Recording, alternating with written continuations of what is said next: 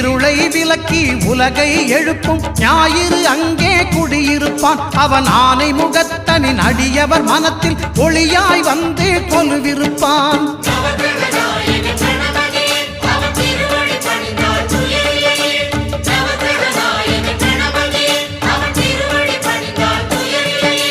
ஒன்பது கோளும் ஒன்றாய் காண